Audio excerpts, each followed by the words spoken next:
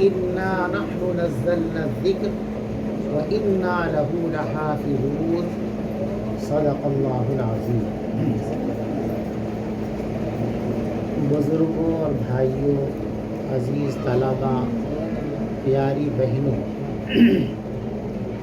اللہ تبارک و تعالیٰ نے بے شمار نعمتیں انسانوں کو عطا فرمائی۔ اتنی نعمتیں اللہ نے عطا فرمائی ہیں کہ ساری زندگی ہم ان نعمتوں کو اگر گنتے رہیں تو ان نعمتوں کو گننا ہمارے لیے ممکن نہیں، یہ نہیں سکتے۔ اللہ خود فرماتے ہیں وَإِن تَعُدُّوا نِعْمَتَ اللَّهِ لَا تُحْصُوهَا، تو تم اللہ کی نعمتوں کو گننے لگو تو گن نہیں سکو گے۔ یہ جو اللہ کی بے شمار نعمتیں ہمیں ملی ہوئی ہیں، ان میں ایک بڑی عجیب و غریب، بڑی پسندیدہ نعمت ہے اولاد۔ اولاد اللہ کی نعمتوں میں ایک اہم اور خاص نعمت ہے جو اللہ نے اپنے بندوں کو عطا فرمائی۔ اللہ تبارک و تعالیٰ نے جو نعمتیں ہم کو دی ہیں، ان نعمتوں کا شکر اور ان کے حق کی ادائیگی ہمارے اوپر لازم فرمائی۔ جب بندہ اللہ کی دی ہوئی نعمتوں کی قدردانی کرتا ہے، شکر ادا کرتا ہے، اللہ تبارک و تعالیٰ خوش ہوتے ہیں، اس نعمت کو برقرار رکھتے ہیں، اس نعمت میں برکت فرماتے ہیں، اس نعمت میں اضافہ فرماتے ہیں۔ اور جب انسان اللہ کی نعمتوں کی قدردانی نہیں کرتا، شکر گزاری نہیں کرتا، تو اللہ ناراض ہوتے ہیں، پکڑ فرماتے ہیں، اور کبھی ان نعمتوں کو چھین لیتے ہیں اور کبھی چھینتے نہیں، لیکن انہی نعمتوں کو انسان کے لیے مصیبت اور وبال جان بنا دیتے ہیں۔ جب اولاد کا حق ادا کرتے ہیں تو اولاد ہماری زندگی میں ہمارے لیے راحتوں کا ذریعہ، اور بہت سے لوگوں کی اولاد بڑھاپے میں ان کو گالیاں دیتے ہیں، مارتے ہیں، بے ادبی کرتے ہیں۔ یہ جو کرتے ہیں ہم کیا سمجھتے ہیں؟ یہ در حقیقت اس ناشکری کی سزا پانے کا ذریعہ بنا ہے۔ تو اس لیے اولاد کی صورت میں جو نعمت اللہ نے ہم کو دی ہے، اس نعمت کا بھی ہمارے اوپر ایک حق ہے، وہ حق ادا کریں گے تو اللہ تبارک و تعالیٰ اولاد کو ہمارے لیے دنیا میں بھی اور آخرت میں بھی راحت کا، آرام کا اور ترقی کا ذریعہ بنا دیں گے۔ اور اگر حق ادا نہیں کریں گے تو یہ اولاد دنیا میں بھی پریشانی کا ذریعہ بنے گی اور آخرت کے اندر بھی وبال کا ذریعہ بنے گی۔ اولاد کے جو حقوق ہمارے اوپر ہیں، ان حقوق کو ایک حدیث میں بیان کیا گیا ہے، وہ مختصر سی بات میں آپ کو بتا رہا ہوں۔ حضرت عمر فاروق رضی اللہ تعالیٰ عنہ کے پاس ایک شخص آئے اور آ کر اپنے بیٹے کی شکایت کی کہ میرا بیٹا میری بے احترامی کرتا ہے، میری خدمت نہیں کرتا ہے، میرے ساتھ اچھا برتاؤ نہیں کرتا ہے، اس لیے آپ میرے بیٹے کو بلائیں، اس کو تنبیہ کریں، اس کو سزا دیں۔ حضرت عمر فاروق رضی اللہ تعالیٰ عنہ نے اس بیٹے کو طلب کیا اور اس سے پوچھا کہ آپ کے والد محترم جو شکایت کر رہے ہیں، کیا یہ شکایت درست ہے؟ واقعتاً تم اپنے باپ کے ساتھ ایسا کرتے ہو؟ تو اس بیٹے نے کہا جی ہاں، میرے والد جو شکایت کر رہے ہیں وہ شکایت بجا ہے، مجھ سے یہ غلطیاں ہوتی ہیں، اور اس کی جو سزا بھی آپ مجھے دیں مجھے منظور ہے، لیکن آپ سزا دینے سے پہلے، فیصلہ کرنے سے پہلے مجھے ایک بات کا جواب دے دیجیے۔ فرمایا بتاؤ کیا پوچھتے ہو؟ تو اس بیٹے نے کہا کہ مجھے یہ بتائیے کہ جس طرح اولاد پر ماں باپ کے حقوق ہیں، کیا اولاد کا بھی کوئی حق ان کے ماں باپ پر ہے یا نہیں ہے؟ حضرت عمر فاروق رضی اللہ تعالیٰ نے فرمایا کہ کیوں نہیں، اولاد کے بھی حقوق ہیں والدین پر۔ تو اس بیٹے نے کہا کہ وہ حقوق کیا ہیں، میں جاننا چاہتا ہوں۔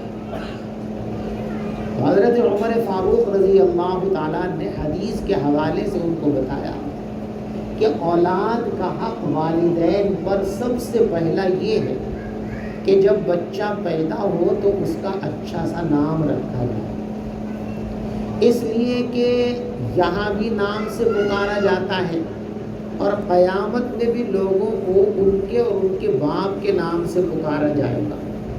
کسی کا نام اگر بھونڈا ہو، برا ہو، اور اسے کسی بھیڑ میں محفل میں اس نام سے پکارو، کتنی شرمندگی ہوتی ہے، اور قیامت میں تو اولین و آخرین کا مجموعہ ہوگا۔ تو فرمایا کہ اولاد کا سب سے پہلا حق یہ ہے کہ اس کا اچھا سا نام رکھیں، پسندیدہ نام رکھیں، بہتر نام رکھیں۔ اور فرمایا کہ دوسرا حق یہ ہے والدین پر اولاد کا کہ ان کی تربیت کریں، ان کی تعلیم کا انتظام کریں۔ یہ اولاد کی تربیت اور اولاد کی تعلیم کا انتظام اکثر مسلمان اس کی طرف سے غافل ہیں اور اسے ایک معمولی چیز یا ایک نفل کے درجے کی چیز سمجھتے ہیں، حالانکہ یہ غلط ہے۔ جس طرح نماز فرض ہے، روزہ فرض ہے، زکوٰۃ فرض ہے، حج فرض ہے، اسی طرح اولاد کی تربیت کرنا، ان کی تعلیم کا نظم کرنا، یہ بھی والدین کے اوپر فرض ہے۔ جیسے نماز چھوڑنے پر اللہ ناراض ہوتے ہیں اور اس کی سخت ترین سزائیں دنیا میں بھی ہیں اور آخرت میں بھی ہیں، ایسے ہی جو لوگ اپنی اولاد کی تربیت اور تعلیم سے غفلت برتتے ہیں ان کو دنیا میں بھی سزا ملنی ہے اللہ کی طرف سے اور آخرت میں بھی باز پرس ہونے والی ہے۔ تو جیسے نماز، روزہ اور دیگر فرائض ہیں، ایسے ہی اپنی اولاد کی بہترین تربیت کرنا یہ بھی انسان پر فرض ہے۔ اللہ قرآن میں فرماتے ہیں یا ایھا الذین آمنوا قوا انفسکم واہلیکم نارا، اے مسلمانوں، اے ایمان والو، اپنی اولاد کو اور اپنے آپ کو جہنم کی آگ سے بچاؤ۔ اور جہنم کی آگ سے کیسے بچائیں گے؟ آپ اپنی اولاد کو اچھا انسان بنا دیجئے، اپنی اولاد کو اچھا مسلمان بنا دیجئے، جہنم سے بچ گیا۔ تو جہنم سے بچانا فرض ہے ہمارے اوپر، اور جہنم سے بچانے کا راستہ کیا ہے؟ اس کو ایک اچھا انسان بنا دیجئے، اس کو ایک اچھا مسلمان بنا دیجئے۔ اور اچھا مسلمان اور اچھا انسان تعلیم و تربیت کے بغیر کوئی بنا سکتا ہے یا کوئی بن سکتا ہے؟ لہذا تعلیم کا انتظام کرنا اور تربیت کا انتظام کرنا یہ ماں باپ پر فرض ہے۔ اور یہی اولاد کی سب سے بڑی محبت اور ہمدردی ہے۔ ہم سب چاہتے ہیں کہ مرنے سے پہلے اولاد کے لیے کچھ کر جائیں۔ کہتے ہیں نا، ہر باپ کی تمنا ہوتی ہے کہ اپنی زندگی میں کچھ ایسا کر جاؤں کہ میرے بعد میری اولاد کو راحت ملے، اس کو فائدہ ہو، اس کو ترقی ہو، کچھ نہ کچھ دینا چاہتا ہر آدمی۔ ایسا کوئی باپ نہیں ہے جو اپنی اولاد کو کچھ دینا نہ چاہتا۔ ہر باپ چاہتا ہے کہ کچھ دے دوں۔ اب سوال یہ ہے کہ کیا دوں؟ ہر آدمی چاہتا دوں، کوئی چاہتا ہے دکان دے دوں، ایسے بھی بہت دنیا کے اندر ہے، دکان دے دوں، دکانیں بنا دی، فیکٹری دے دوں، کاروبار دے دوں، زمین دے دوں، باغات دے دوں۔ اپنی اپنی سوچ کے مطابق آدمی چوائس کرتا ہے، منتخب کرتا ہے اور اپنی اولاد کو وہ دینے کی کوشش کرتا ہے اور یہ سمجھتا ہے کہ میں نے اپنی اولاد کے ساتھ سب سے اچھا برتاؤ کیا۔ لیکن یہ ہماری سوچ ہے۔ رسول پاک صلی اللہ علیہ وسلم جسے اچھا کہیں وہ اچھا ہے، ہم سوچ لیں کہ یہ بہتر ہے، اس کا کوئی اعتبار نہیں۔ ہم نے جو سوچا وہ بہتر بھی ہو سکتا ہے اور اس کے برخلاف بھی ہو سکتا ہے، لیکن رسول پاک صلی اللہ علیہ وسلم جسے بہتر فرما دیں اس سے زیادہ بہتر کوئی نہیں ہو سکتا، اور اس کی بہتری میں کوئی شک بھی نہیں ہو سکتا، اور اس کی بہتری میں اگر کوئی شک کرے تو اس کا ایمان بھی ختم ہو جائے۔ تو رسول پاک صلی اللہ علیہ وسلم نے اپنی اولاد کو کیا تحفہ دینے کے لیے فرمایا وہ ہمیں معلوم ہونا چاہیے، اور وہی تحفہ اپنی اولاد کو دینا چاہیے، اس لیے کہ آقا سے زیادہ بہترین تو کسی کی پسند نہیں ہو سکتی، آپ سے زیادہ بہتر کسی کا انتخاب اور چوائس نہیں ہو سکتی۔ آقا نے کیا فرمایا؟ ما نحل والد ولدا، کوئی باپ اپنی اولاد کو بہترین تعلیم و تربیت سے بڑا تحفہ نہیں دے سکتا۔ آپ اگر یہ چاہتے ہیں کہ بہترین تحفہ، سب سے اعلیٰ تحفہ اور گفٹ ہم اپنی اولاد کو دے کر دنیا سے رخصت ہوں، تو سب سے بہترین گفٹ اور تحفہ ہے کہ اس کے لیے اچھی تعلیم کا انتظام کرو، اس کے لیے اچھی تربیت کا انتظام کرو، اسے بہترین تعلیم اور بہترین تربیت سے آراستہ کر دو۔ تو آپ نے اپنی اولاد کو دونوں جہان دے دی، دنیا بھی دے دی اور آخرت بھی دے دی، اور یہ وہ دولت ہے جو اس سے کوئی چھین نہیں سکتا۔ آپ کے مرنے کے بعد نہ کوئی ڈاکو چھین سکتا ہے، نہ آپ کے رشتہ دار اس کو چھین سکتے ہیں، ہر چیز چھین سکتی ہے لیکن یہ دولت کوئی نہیں چھین سکتا۔ اگر اس دولت کو کوئی لینے آئے گا اس سے تو اس کی دولت اور بڑھا کر کے جائے گا۔ ایک بچہ حافظ قرآن ہے، آپ نے اس کو حافظ بنا دیا، اب کوئی اس دولت کو اس سے لینے آتا ہے کہ یہ دولت مجھے دے دو، تو گھٹے گی کہ بڑھے گی؟ بڑھے گی۔ جتنا پڑھائے گا اتنا بہتر حافظ بنتا چلا جائے گا، اتنا بہتر قاری بنتا چلا جائے گا۔ تو یہ دولت ایسی ہے کہ چھین تو سکتا ہی نہیں، اگر کوئی لے گا بھی اس سے اور یہ دے گا بھی تو دینے پر بھی یہ دولت بڑھتی چلی جائے گی، گھٹنے کا سوال ہو جائے گا۔ تو اولاد کی تربیت کا انتظام کرنا، اولاد کی تعلیم کا انتظام کرنا یہ مسلمانوں پر فرض ہے۔ اب اس کو آپ سمجھو، ہمیں دنیا میں رہ کر دنیا کے تقاضوں کو بھی پورا کرنا ہے، اور دنیا ہی میں رہ کر اللہ کے تقاضوں کو بھی پورا کرنا ہے، آخرت کے تقاضوں کو بھی پورا کرنا ہے۔ آخرت کے تقاضوں کو پورا کرنے کے لیے قرآن، حدیث، عقائد، دینیات یہ چیزیں لازم اور ضروری ہیں، ان کے بغیر عقیدہ آخرت درست ہو ہی نہیں سکتا، ہم آخرت کو بنا ہی نہیں سکتے۔ اور دنیا میں رہنا ہے تو دنیا کی ضرورتیں بھی ہم کو پوری کرنی ہیں، تو ان کا جاننا اور سیکھنا بھی ضروری ہے۔ لیکن آپ سوچو، ہمارے گھر میں اگر 4 ضرورتیں درپیش ہوں تو ہماری ترتیب کیا ہوتی ہے؟ مان لیجیے ہمارے گھر میں گوشت کا بھی تقاضا ہے، آٹے کا بھی تقاضا ہے، سیب اور دوسرے فروٹ کا بھی تقاضا ہے، اور آپ کے پاس اتنا پیسہ نہیں ہے کہ ساری چوائس پوری ہو، تو کیا لاؤ گے خرید کے؟ پہلے جس کے بغیر کام نہ چلے پہلے وہ لاؤ گے نا۔ آٹے کے بغیر گھر کا کام نہیں چلے گا، خالی سیب سے تو آپ آسودگی حاصل ہی نہیں کر سکتے۔ روٹی بغیر گوشت کے دانے سے بھی کھا سکتے ہو، تو آپ سب سے پہلے کیا کرتے ہیں؟ بھائی سب سے اہم ترین ضرورت جس کے بغیر کام ہی نہیں چلے گا وہ آٹا ہے، تو پہلے تو آٹا لے لو، ہے نا۔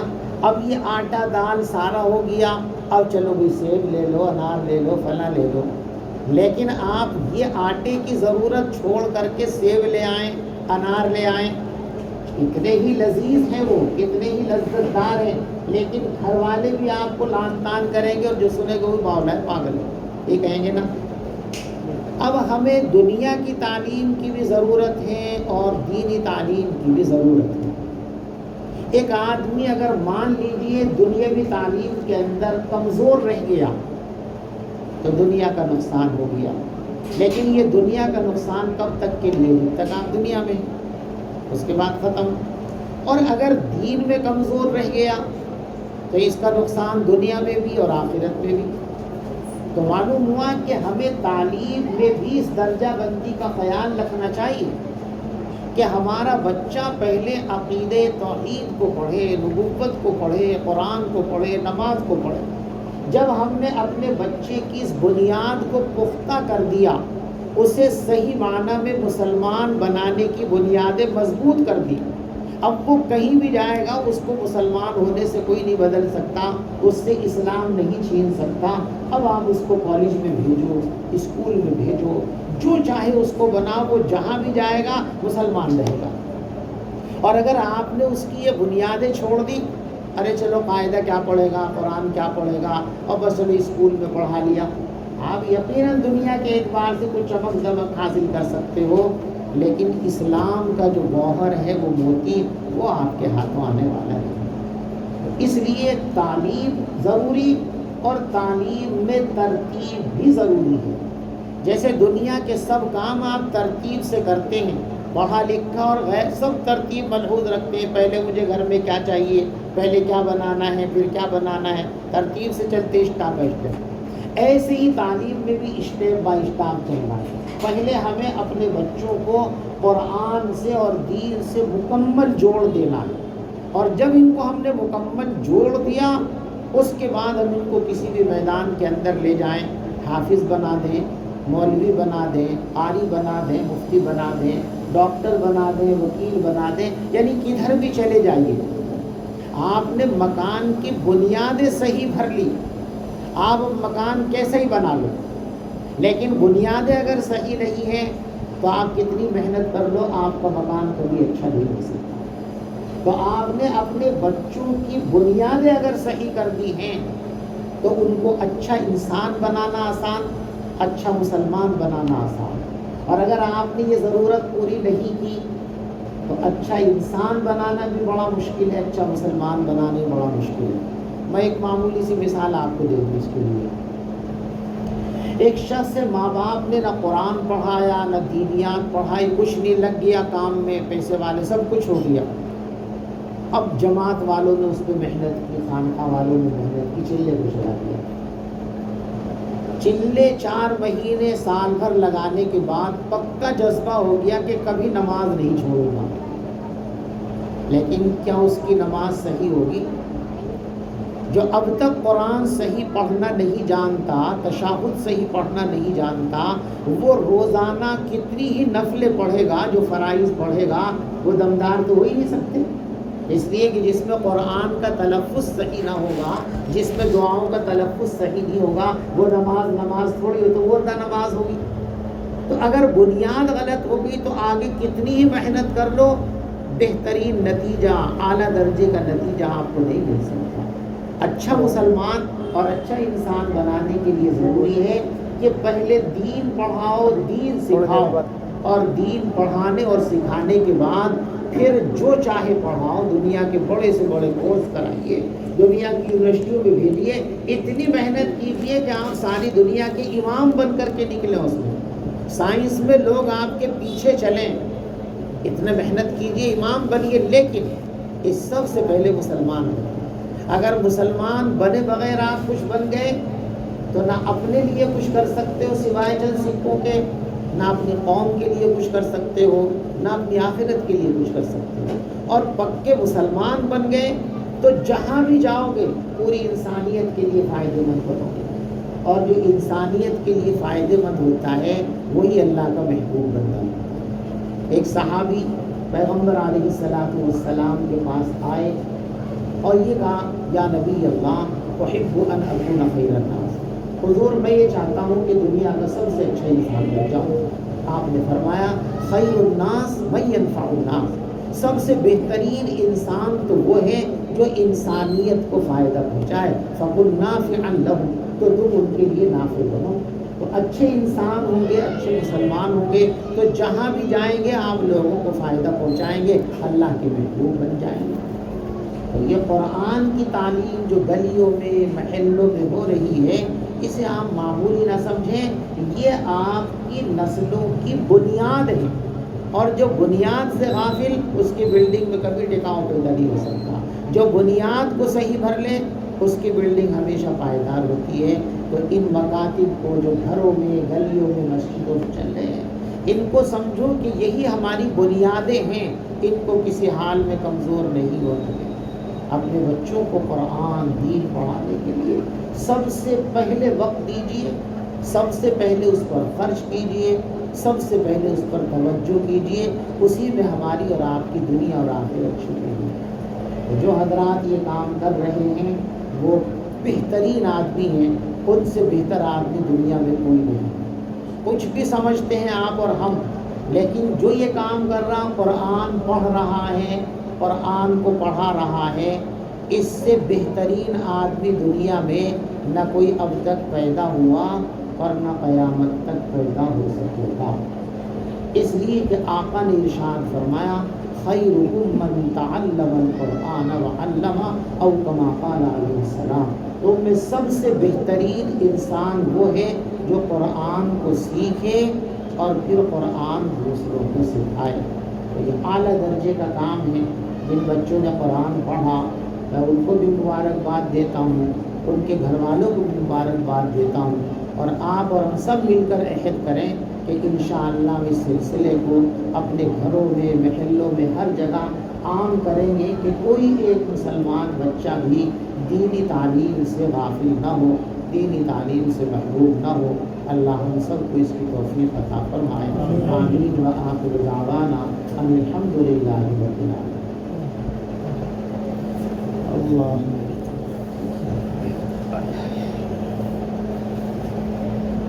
اللهم صل على سيدنا مولانا محمد وعلى آل سيدنا مولانا محمد وبارك وسلم۔ ربنا ظلمنا أنفسنا وإن لم تغفر لنا وترحمنا لنكونن من الخاسرين۔ ربنا آتنا في الدنيا حسنة وفي الآخرة حسنة وقنا عذاب النار۔ ربنا لا تزغ قلوبنا بعد إذ هديتنا وهب لنا من لدنك رحمة إنك أنت الوهاب۔ اے اللہ ہم آپ کے گنہگار بندے ہیں، حد درجے خطا کار سیاہ ہیں، اللہ ہمارے گناہوں کی کوئی گنتی ہی نہیں ہے، لیکن اے اللہ ہمارے گناہوں کے مقابلے میں آپ کی رحمت بہت بڑی ہے۔ اے اللہ اپنی رحمت سے ہمارے گناہوں کو معاف کر دے، ہمارے والدین کو معاف کر دے، ہمارے اساتذہ اور مشائخ کو معاف کر دے، ہمارے گھر والوں کو معاف کر دے، ہماری اولادوں کو معاف کر دے، ہمارے شاگردوں کو معاف کر دے، اے اللہ ہم سے تعلق اور محبت رکھنے والوں کو معاف کر دے۔ اے اللہ اپنے حبیب صلی اللہ علیہ وسلم کی پوری امت کو معاف کر دیجیے۔ اے اللہ امت آج مسائل کے درپے میں ہے، یہ صحیح ہے کہ ہمارے گناہوں کی نحوست کی وجہ سے سب کچھ ہو رہا ہے، لیکن اے اللہ ہم آپ کے بندے ہیں، جیسے بھی گندے ہیں آپ کے بندے ہیں، آپ رحم نہیں فرمائیں گے تو کون رحم کرے گا؟ اے اللہ رحم فرما کر ہماری گندگیوں کو معاف کر دیجئے، امت کے حالات کو بدل دیجئے، امت کے حالات کو بدل دیجئے، امت کے حالات کو بدل دیجئے۔ اے اللہ امت کی بے حسی کو دور فرما دیجئے۔ اے اللہ ہماری بے حسی کا عالم یہ ہے کہ ہمارے بھائیوں کو شہید کیا جا رہا ہے اور ہماری خوشیاں بھی بدستور جاری ہیں، ہماری رسمیں بھی بدستور جاری ہیں، ہماری زندگی میں ذرا بھی کوئی تغیر نہیں آ رہا۔ اللہ یہ ہماری غیرت جو مر گئی ہے، ہماری غیرت کو زندہ فرما دیجئے، ہماری حمیت کو زندہ فرما دیجئے۔ اللہ ملت کو ایک جان بنا دیجئے۔ اللہ مسلمانوں کو مسلمان ہونے کا احساس دلا دیجئے، مومن ہونے کا احساس دلا دیجئے۔ اللہ مسلمانوں کو اپنے بھائیوں سے محبت کرنے کی توفیق دے دیجئے۔ اللہ ان کے لیے لڑنے، ان کے لیے سب کچھ قربان کرنے کا جذبہ عطا فرما دیجئے۔ اے اللہ فلسطین کی حفاظت فرما لیجئے، مسجد اقصیٰ کی حفاظت فرما لیجئے، اے اللہ حرمین شریفین کی حفاظت فرما لیجئے۔ اللہ ہمارے ملک میں ہماری جان مال عزت و آبرو حتیٰ کہ ہمارا دین اس وقت نشانے پر ہے۔ اللہ آپ ہم پر رحم کر دیجئے، ہمارے دین کو بچا لیجئے، ہمارے تشخص کو بچا لیجئے، ہمارے اوقاف کو بچا لیجئے، ہمارے مدارس کو بچا لیجئے، ہماری مساجد اور خانقاہوں کو بچا لیجئے۔ اے اللہ ہمارے اموال کو بچا لیجئے، ہماری تجارت کو بچا لیجئے۔ اے اللہ ہماری تمام ضرورتوں کو پورا فرما دیجئے۔ اے اللہ قرآن سے محبت کرنے کی توفیق دے دیجئے۔ اے اللہ قرآن پڑھنے والوں سے محبت کرنے کی توفیق دے دیجئے۔ اے اللہ ان بچوں نے قرآن پڑھا ہے، اے اللہ ان کے پڑھنے کو قبول فرما لیجئے، ان کے ذہنوں کو تیز فرما دیجئے، ان کے دماغوں کو مضبوط فرما دیجئے، ان کو تلاوت کا شوق عطا فرما دیجئے، علم قرآن عطا فرما دیجئے، ان کو عالم بنا دیجئے، محدث اور فقیہ بنا دیجئے۔ اے اللہ ان کو امت کا صحیح پیشوا بنا دیجئے، اے اللہ امت کا صحیح امام بنا دیجئے، اے اللہ امت کا صحیح قائد اور لیڈر ان کو بنا دیجئے۔ اے اللہ امت پر رحم فرما دیجئے، اے اللہ قاری صاحب کی محنتوں کو قبول فرما لیجئے، ان کے اس مکتب کو قبول فرما لیجئے، ہر طرح سے اس میں وسعت پیدا فرما دیجئے۔ اے اللہ ان کو بڑے کام کرنے کے وسائل عطا فرما دیجئے، ان کی محنت کو قبول فرما لیجئے۔ اے اللہ اس وقت جتنے مجمع میں بیٹھے ہوئے لوگ ہیں سب کی حاجتیں اور ضرورتیں پوری فرما دیجئے، سب کی پریشانیاں دور فرما دیجئے، سب کی مشکلات کو آسان فرما دیجئے۔ اے اللہ جو بھی جس مقصد کے لیے دعا کی نیت لے کر یہاں بیٹھا ہے آپ سب کے دلوں کو جانتے ہیں، اے اللہ سب کی تمناؤں کو پورا فرما دیجئے۔ اے اللہ ہماری دعاؤں کو اپنے فضل و کرم سے قبول فرما لیجئے۔ ربنا تقبل منا انک انت السمیع العلیم وتب علینا انک انت التواب الرحیم وصلی اللہ تعالی علیہ اجمعین برحمتک یا ارحم